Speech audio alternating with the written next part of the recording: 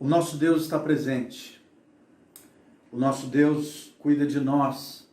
Eu quero mandar aqui um precioso abraço, um beijo muito carinhoso a você que está nos assistindo, seja ao vivo ou seja gravado. Que bom que a gente está junto aqui. Eu mando um beijo carinhoso a cada um ou a cada uma das minhas ovelhas da Igreja Batista no Planalto, que nesse instante estão juntos aqui, conectados. Que Deus abençoe poderosamente. Saudade de todos vocês. Quero pensar com você nesse instante, nessa noite, sobre um tema aparentemente estranho para alguns, complexo para outros, fácil de compreender ou talvez até mesmo confrontador. Eu quero falar com você na perspectiva de um questionamento. Aliás, na história, todas as grandes descobertas elas vieram pelas perguntas. Todas as grandes façanhas descobertas na humanidade vieram acompanhadas de um ponto de interrogação. Portanto, eu queria que você pensasse. Você conhece as 4 conversões? Quero pensar um pouco sobre isso com você. O que é conversão? Eu queria conceituar primeiramente essa palavra.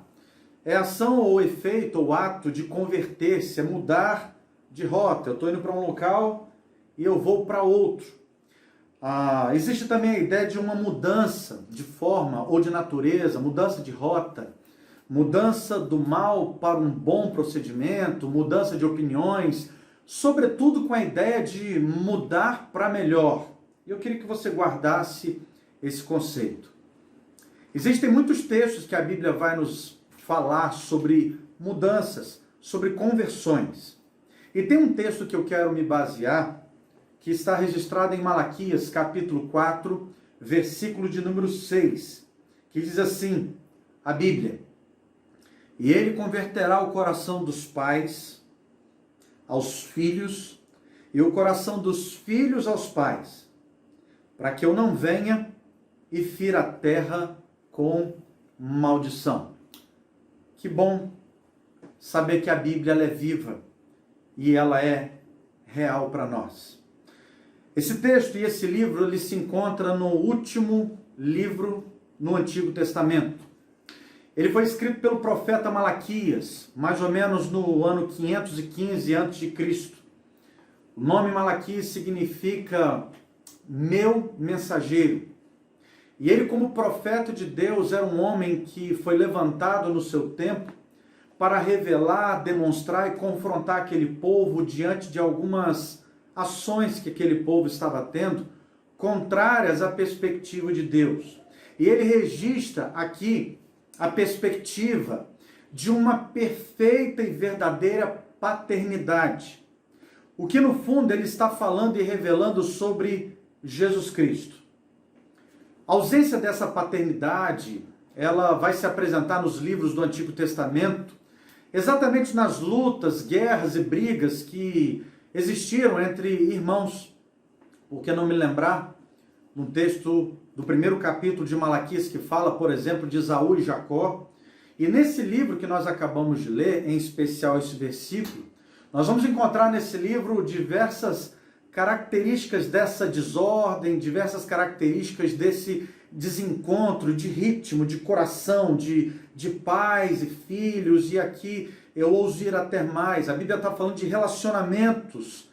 E o principal de todos os relacionamentos é o encontro dessa paternidade entre Deus Criador, o Filho Salvador, revelado através dessa indisposição que existia no meio do povo de Deus naquele contexto. Nesse livro nós encontramos, por exemplo, sofrimentos desnecessários que homens e mulheres, crianças, jovens passaram, e eles passaram por isso exatamente por não darem ouvido à palavra de Deus.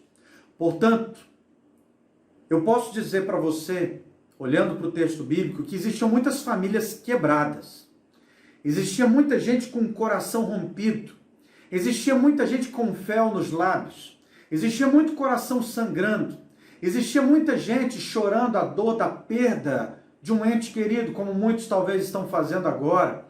Existia muita gente sofrendo com a violência doméstica, com as relações destruídas, machucadas, assim como a gente vê nos dias de hoje. Hoje nós estamos vivendo as mesmas agonias. Agonias de não saber para onde ir, não saber o que fazer. Um tempo onde a gente não tem respostas, um tempo onde a gente precisa de ressignificação, um tempo onde as identidades elas já não são mais absolutas, onde o tempo das incertezas e das inconstâncias, eles soberanamente dominam sobre esse tempo que a gente está vivendo. Eu e você não somos mais os mesmos. Basta fazer, sabe o quê? Olhar agora para aqueles porta-retratos que você tem em casa, ou então se lembrar daquelas fotos que você olha para elas, um pouco antigas, e nem precisa ser tanto tempo assim, e diz, caramba, como eu pude usar aquela roupa? Nossa, como que eu pude ter um cabelo assim? E você vai perceber uma coisa, nós mudamos constantemente. Nós convertemos atos, formas de ser, coisas que vestimos, maneiras de lidar com a nossa vida, com o nosso corpo. Nós somos pessoas que estamos em constante transformação, mudamos. É assim no contexto biológico, internamente você não é a mesma pessoa. Eu não sou a mesma pessoa e nem serei daqui nos próximos dias. E a família, eu e você, estamos em completa e constante transformação.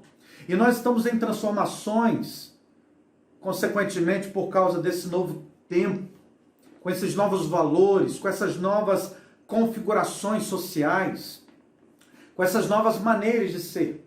E essas transformações, elas são características fundamentais desse tempo. Só que eu queria te dar uma notícia, de que por mais que você seja uma pessoa pessimista e olhe, caramba, tá tudo perdido. Não!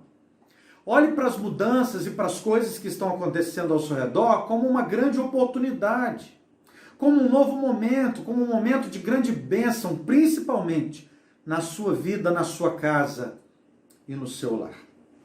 Ao mesmo tempo que nós vivemos crises, ao mesmo tempo que a gente vive essas dificuldades que podem nos levar a um processo de desintegração ou de sensação de irrelevância, um estado onde a gente não sabe qual é o nosso posicionamento dentro de casa, ou aquelas sensações de que não sabemos como lidar melhor com o que a gente está vivendo. Eu quero que você entenda que eu e você precisamos passar por 4 conversões. Eu queria compartilhar com você, com base nesse texto, com base no que a Bíblia nos ensina, que existem conversões necessárias e talvez você não tenha passado por elas. Essas transformações que nós estamos em completo estado e estágio, elas são necessárias serem observadas. Existe uma autora chamada Marilyn Fredson, é uma escritora americana, que ela citou uma das coisas em um dos seus livros que diz o seguinte, que haja transformação, mas que comece comigo. As transformações, as conversões precisam acontecer, tem que começar em você. Não dá para aguardar o outro, não dá para culpar o outro, não dá para terceirizar para o outro. Esse tempo de isolamento exige um distanciamento do que há de pior em nós, por mais que a tendência é nos aproximar desse pior. Esse tempo de isolamento, ele requer sensibilidade de perceber que há muito a ser convertido em nós, que há muito a ser mudado. Nós precisamos de algumas mudanças, nós precisamos de algumas conversões, mas precisamente elas têm que começar em nós, no meu coração, no seu coração, na nossa mente. A gente vive um tempo onde está se falando muito na palavra crise, crise, crise. As pessoas estão em crise emocional, no casamento, nos relacionamentos. A palavra crise, em chinês, na verdade em mandarim, ela tem 2 significados muito interessantes. Na verdade, 2 caracteres ou ideogramas. A primeira pronúncia significa wei, que traduz a ideia de perigo. Crise é igual perigo. E tem uma segunda palavra que é traduzida ou expressada através da expressão tree, que significa oportunidade. Perigo e oportunidade na mesma palavra. A crise pode, portanto, ser uma oportunidade. Vai depender de como nós encaramos, vai depender da nossa perspectiva. E essa perspectiva se revala numa ideia de que nós precisamos ter algumas mudanças ou alterações na nossa vida. Algumas conversões que precisam acontecer. Algumas conversões necessárias à família. Seja a sua família como for. Seja a sua família composta por quem for. Eu queria que você entendesse que isso precisa atingir o seu coração. Seu coração, a sua razão e dirigir as suas emoções. Quando a vontade de cada membro tenta se sobressair, fazendo o que quer, do jeito que quer, calma seu coração. Aquieta a tua alma. Pai, filho, mãe, irmão, irmã, casado, aquieta seu coração. E pensa nessas 4 coisas que eu quero compartilhar com você. A primeira conversão que eu queria que você entendesse é a conversão a Deus. Primeira, conversão a Deus. Atos capítulo 3, versículo 19, a Bíblia diz assim para nós: arrependei-vos, pois, e convertei-vos, para que sejam apagados os vossos pecados, e venham assim os tempos de refrigério pela presença do Senhor. Conversão significa arrepender-se, dirigir o meu coração em direção a algo, a alguém. Portanto, se eu estou falando com você que a primeira conversão necessária é a Deus, eu queria que você compreendesse que o meu coração e as minhas ações estão e precisam sempre estar em direção ao que eu me converti. Para onde eu estou indo? Que rota eu estou dando à minha vida? Uma casa e uma família abençoada por Deus é, sobretudo, uma casa e uma família convertida ao Senhor e convertida aos seus propósitos. Algumas coisas da nossa natureza muitas vezes atrapalham essa conversão. Eu queria contar, por exemplo, uma analogia, uma história para você. Se você, por exemplo, pegar um porco e nesse porco você colocar diante dele um balde de lavagem da característica mais estragada possível, e do outro lado você colocar um prato delicioso, um prato do que você mais gosta, um churrasco, um peixe, um frango, uma comida bem preparada, quentinha, gostosa, bem temperada, que tem ali todas as especiarias necessárias, que agradam ali só de olhar, que sem dúvida nenhuma geram uma água na boca da gente. Se você colocar esse porco em frente e soltar esse porco, sabe o que vai acontecer? Seja o mais caro que for aquela comida apetitosa, esse porco vai correndo em direção para a lavagem. E por que ele vai em direção ao balde de lavagem? Ele vai em direção e ele vai inclusive se lambuzar todo, ele vai tombar aquele balde, ele vai sujar as suas patas, ele vai sujar o seu focinho, ele vai se lambuzar, ele vai sujar o ambiente. E sabe por que ele vai fazer isso? Por causa da natureza dele. A natureza dele é voltada para isso. Mas se você pegasse esse porco e transformasse ele num ser humano, se ele se visse ali comendo aquela lavagem, ele se sentiria envergonhado, triste, febril existencialmente, mal, chateado. E ele tentaria talvez se limpar. E ele tentaria voltar agora os seus olhos para a comida. E tentaria agora manter o vínculo com a sua natureza de humano. Eu queria dizer uma coisa para você. A nossa natureza ela é pecaminosa. A nossa natureza nos leva a um envolto circunstancial do pecado, dos erros, da maledicência. E exatamente por causa dessa natureza ruim é que nós precisamos ser lavados pelo sangue de Jesus Cristo. Só assim, compreendendo nos convertendo a Ele, é que nós podemos ter a nossa natureza modificada. A primeira conversão que eu e você precisamos é a conversão a Deus, pedindo: Deus, gera em mim uma nova natureza. A Bíblia vai nos dizer em Romanos capítulo 8, versículo 14: porque todos os que são guiados pelo Espírito de Deus, esses são filhos de Deus, e como filhos de Deus obedecem a sua voz, fazem o que eu lhes mando. Você é filho de quem?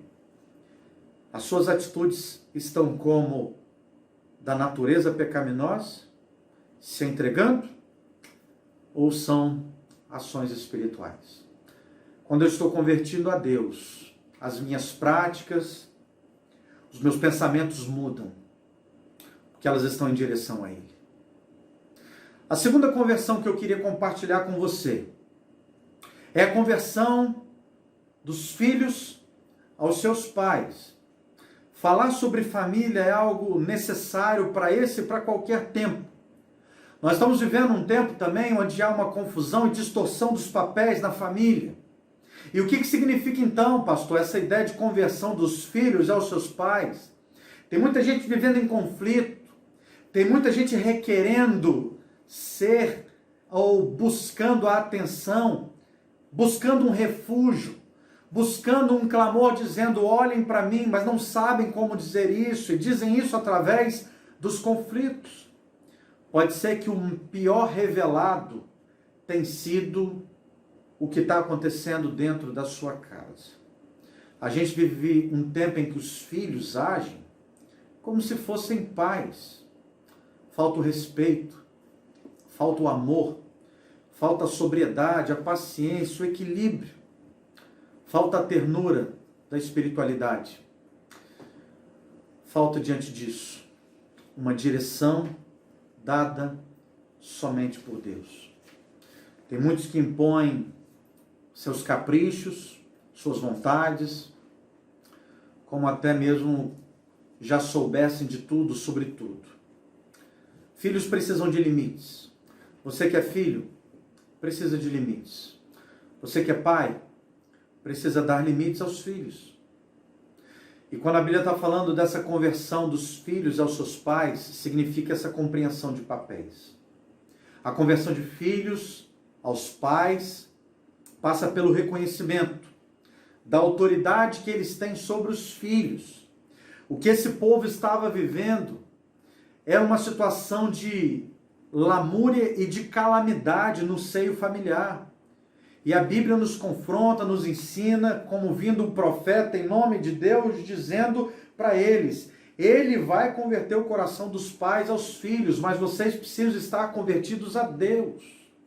A gente precisa ter uma conversão da sabedoria divina e a disposição de, como pais, pela experiência já vivida, instruir os seus filhos no caminho em que eles devem andar. Erra menos um filho que ouve o conselho de seus pais. Êxodo capítulo 20, versículo 12, diz assim: honra o teu pai e a tua mãe, a fim de que tenham dias longos na terra, que o Senhor teu Deus te dá. Filho, seus pais não são para sempre. Honre-os enquanto há vida. A terceira conversão que a Bíblia me ensina é a conversão dos pais aos seus filhos. Pais também precisam se converter aos seus filhos, assumindo a responsabilidade que Deus lhes entregou. Deus deu isso a eles. Essa responsabilidade de criá-los na presença de Deus. Criar na presença de Deus não é fazendo tudo que eles querem, mas é amando, mas também corrigindo. O Salmo capítulo 23, quando vai falar do sumo pastor, a Bíblia vai nos narrar a ideia do salmista quando fala de Jesus nessa figura de autoridade, de pastoreio, de paternidade, de irmandade, dizendo o seguinte: a tua vara e o teu cajado. A vara para uma ovelha era usada para corrigir, e o cajado era usado para puxar para perto. Tem muitos pais que não estão assumindo a sua responsabilidade, estão terceirizando os seus papéis, Por que está sendo tão difícil para alguns pais terem os filhos o tempo todo dentro de casa? Porque existe um costume muito grande de terceirizar tudo com a escola, professores, com a própria igreja. Assuma o seu papel, pai. Assuma o seu papel, mãe. Converta o seu olhar a ter uma atitude com o papel que Jesus deseja que você tenha em direção aos seus filhos. Alguns pais tentam compensar as suas ausências, dando presentes, matérias, coisas que compensem a sua omissão. Renunciam às suas responsabilidades, delegam a outras pessoas. Entrega aqui, filho, a você um celular, faz o que você quiser e fique horas por aí. Eu queria que você entendesse que isso é um crime, uma irresponsabilidade. Isso é uma tragédia. Não há nada que substitui um abraço ao seu filho, um beijo, um estar próximo, um estar perto. Abrir mão disso tudo é abdicar não apenas de uma bendita missão que Deus lhe deu, mas também é abrir mão de um santo privilégio. A Bíblia vai dizer que os filhos são herança do Senhor. O povo passou maus momentos, enquanto não entendeu que precisava assumir sua responsabilidade e converterem-se, mudar de rota, olhar mais para os seus filhos. E a quarta e a última conversão que a Bíblia nos ensina é a conversão em meio a isso tudo, aos propósitos de Deus. Agora, se eu me converti a Deus, se eu lido bem com a minha casa, estou lidando bem com os que estão próximos de mim, eu preciso compreender que há propósitos de Deus a se cumprirem na minha vida. Há necessidade de haver uma conversão em direção ao que Deus quer fazer e não o que eu quero fazer. O texto da palavra de Deus em Crônicas nos diz: se o meu povo, que se chama pelo meu nome, se humilhar e orar e se converter dos seus maus caminhos, então eu ouvirei dos céus, perdoarei seus pecados e eu vou sarar a sua terra. Os propósitos de Deus são propósitos de bênção para a tua vida, mas há necessidade de haver a sua conversão, a mudança de atitude. Tem muita gente que não sabe para onde ir, nem mesmo como ir. A gente está vivendo um tempo de uma geração de perdidos, não há identidade. E aí o texto diz para nós, o versículo 6, no final dele, diz assim: para que eu não venha e fira a terra com maldição. E talvez você diga assim para mim: caramba, pastor, eu serei amaldiçoado, uma praga virá sobre mim, Deus vai me bater, Deus vai me fazer cair de cama. Eu quero dizer que Deus pode todas as coisas, mas Deus, acima de tudo, Ele ama a tua vida. Ele ama seu coração, Ele deseja que você seja próspero, deseja que você tenha saúde, deseja que você caminhe em direção a Ele, deseja que não tenha mais nada tão importante como Ele na sua vida. Então, quando Ele está falando de que seria ferido com a maldição, Ele está dizendo: vocês serão amaldiçoados se não relevarem a minha palavra, vocês serão amaldiçoados pela ausência da prática desta conversão, vocês serão amaldiçoados porque dentro de vocês eu não estou encontrando a minha presença, o meu filho. Você é abençoado ou amaldiçoado? Eu quero dizer, depende se Jesus é o rei. E onde Jesus está, Ele é o príncipe da paz, Ele é o Senhor da vida, Ele é o conselheiro dos conselheiros. Ele é a graça presente. Ele é a matéria expressada, mesmo que no abstrato, diante de tudo que você pode ter sobre a tua vida. Para de querer coisas e ter coisas. Deseje mais ser para Cristo. Mas quando a gente entende e converte-se aos propósitos de Deus, aí a gente compreende que a pior de todas as maldições não é uma praga do Egito.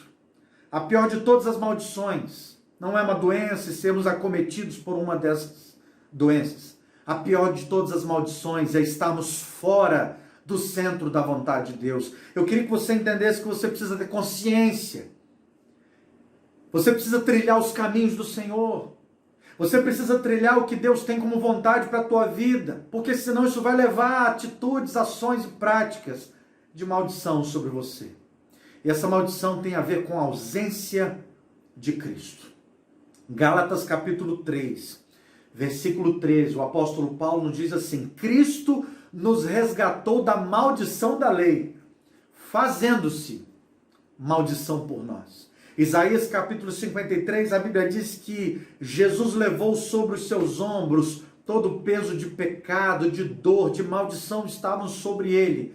Pelas suas pisaduras, seus atos, nós fomos sarados. Se nós continuarmos a plantar desobediência, nós haveremos de colher maldição e não bênção. Converta-se ao Senhor. Converta-se em direção aos seus filhos. Converta-se em direção aos seus pais.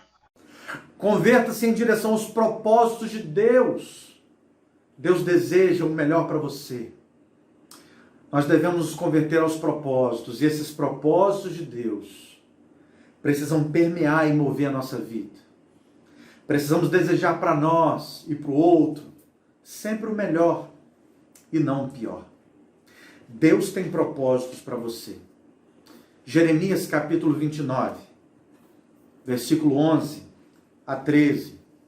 A Bíblia assim nos afirma através do profeta: porque eu bem sei dos pensamentos que tenho para vós, diz o Senhor, pensamentos de paz e não de mal, para vos dar um futuro que desejais, que eu desejo, que eu quero para você. Deus deseja um futuro para você, um futuro de esperança, um futuro de paz, um futuro onde Ele vai lançar sobre as suas feridas o bálsamo curador, restaurador, um futuro onde Ele vai trazer a você luz onde tem trevas, um futuro onde Ele vai mostrar para você que há esperança em meio à tragédia, um futuro que Ele vai dizer para você: filho, eu estou contigo, eu não te abandonei, eu estou presente, mesmo que a morte sobrevenha, eu ressuscitei e vocês ressuscitarão comigo. Um futuro onde a partida de um ente querido doa tanto, mas eu sei em que pensamentos o Senhor tem para mim, eu conheço o teu caráter, eu sei quem tu és, eu confio em ti, a tua palavra ela é viva, ela é alimento para minha alma. Conversão para os propósitos de Deus é fazer a vontade de Deus. Conversão para os propósitos de Deus é aniquilar o que eu quero para sobrepor o que Ele quer, para aniquilar a minha carne, para dar a Ele vazão de ser cheio dEle e vazão de dirigidos pelo Santo Espírito dEle. Conversão aos propósitos de Deus é fazer não o que eu quero. Conversão aos propósitos de Deus é fazer o que Ele quer, servindo as pessoas e, consequentemente, servindo a Deus. Quer o maior sinal se você está convertido a Deus? Ele deseja nesse instante que você sirva as pessoas que estão próximas de você. Amar a Deus sobre todas as coisas, amar ao próximo como a mim mesmo, é o resumo incrível das circunstâncias mandatárias do nosso Deus. Comece amando as pessoas que estão próximas. Comece amando aqueles que estão divididos apenas de uma parede do seu quarto. Comece amando a sua família. Comece amando aqueles que estão perto de você. Não podemos deixar de sonhar com uma família feliz. Mas isso precisa começar a você. Você está cooperando para isso? Você está contribuindo para isso? Você precisa passar pelas 4 conversões.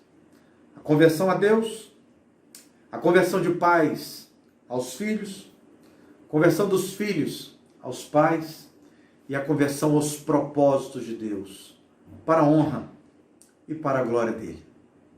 Que Deus te abençoe, te dê graça e vida, e o seu nome seja exaltado em meio a todas as coisas. Amém e amém. Louvado e exaltado seja o nome de Jesus. A gente está finalizando esse tempo, a gente está finalizando esse momento que nós estamos juntos aqui. Eu queria convidar você para se inscrever no nosso canal, compartilhar esse vídeo com as pessoas que estão próximas a você. Queria que você abençoasse outras vidas.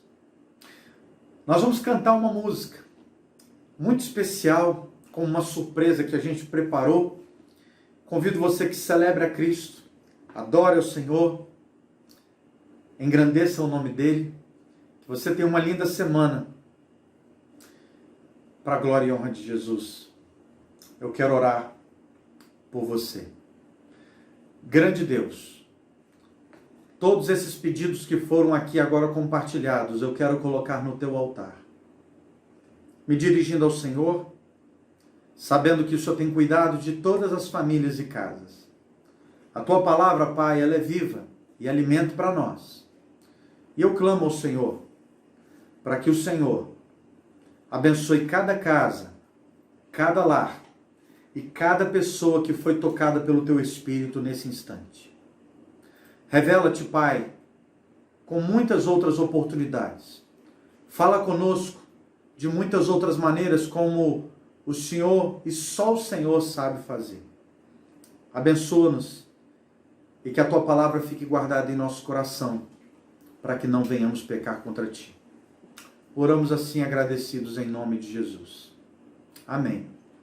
Que o Senhor te abençoe e te guarde. Que o Senhor faça resplandecer seu rosto sobre ti e tenha misericórdia de ti. Que o Senhor sobre ti levante o seu rosto e lhe encha da sua paz. Amém e amém.